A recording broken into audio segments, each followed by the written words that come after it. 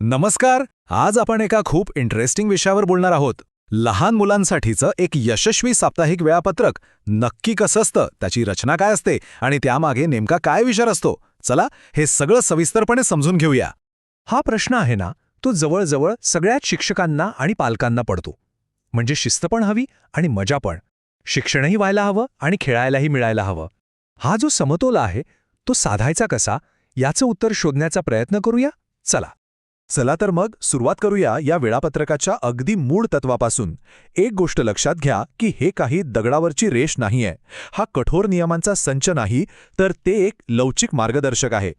आता इथे बघा, दोन दृष्टिकोन आहेत. एक आहे दिशादर्शक, म्हणजे काय की हे वेळापत्रक शिक्षिकेला वर्षभरात काय शिकवायचं आहे याची एक स्पष्ट दिशा देतं. पण सगळ्यात महत्त्वाचं म्हणजे ते स्थानिक परिस्थिती आणि मुलांची आवड-निवड बघून बदलण्याची पूर्ण मोकळीक देतं. आणि दुसरीकडे आहे काटेकोर दृष्टिकोन, जो अजिबात बदलत नाही. आणि लहान मुलांच्या शिक्षणात असा थाठरपणा अजिबात चालत नाही. मग प्रश्न येतो की या लवचिक वेळापत्रकाचा आधार काय आहे, तर तो आहे विषयगोफ पद्धत. आता हे नाव ऐकून थोडं वेगळं वाटेल, पण ही पद्धत खूपच छान आहे. चला बघूया ही पद्धत नेमकी आहे तरी काय. विषयगोफ नावाप्रमाणेच, जशी फुलांची माळ किंवा गोफ असतो ना, तसंच एकाच विषयाच्या धाग्यात सगळ्या गोष्टी गुंफलेल्या असतात.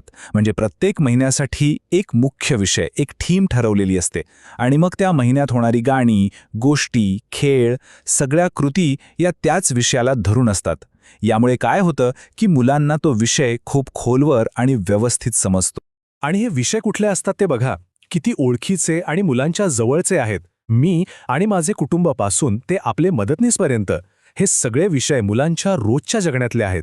त्यांच्या आजूबाजूच्या दुनियेशी जोडलेले आहेत आणि त्यामुळेच शिकणं त्यांच्यासाठी खूप सोपं आणि मजेशीर होऊन जातं.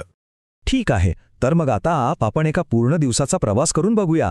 म्हणजे सकाळच्या स्वागतापासून ते अगदी टाटा बाय बाय करेपर्यंत प्रत्येक मिनिटाचा उपयोग मुलांच्या विकासासाठी कसा केला जातो ते पाहूया.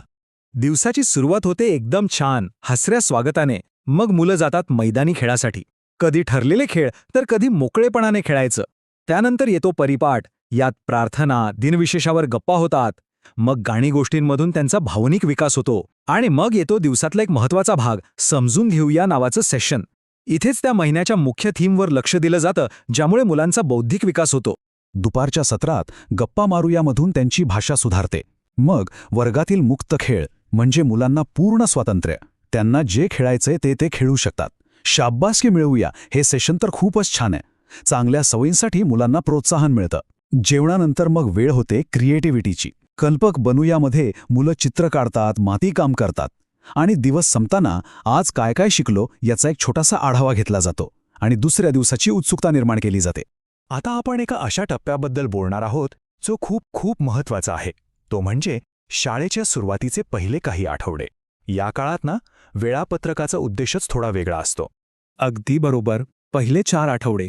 हा काळ इतका महत्त्वाचा आहे कारण तो मुलांच्या पुढच्या संपूर्ण वर्षाच्या शैक्षणिक प्रवासाचा पाया रचतो.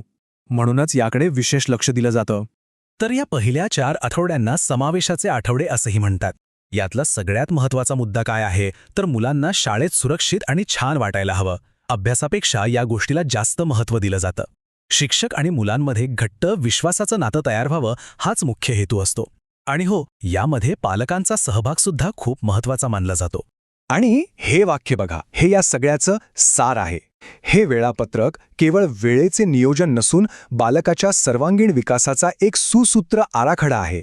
खरे, हे फक्त तास आणि मिनिटांचं गणित नाहीये. हा एक विचारपूर्वक तयार केलेला प्लॅन आहे, जो मुलांच्या शारीरिक, मानसिक, भावनिक अशा सगळ्याच प्रकारच्या विकासाचा विचार करतो. आणि याच आराखड्यावर त्यांच्या भविष्यातल्या शिक्षणाचा मजबूत पाया उभा राहतो.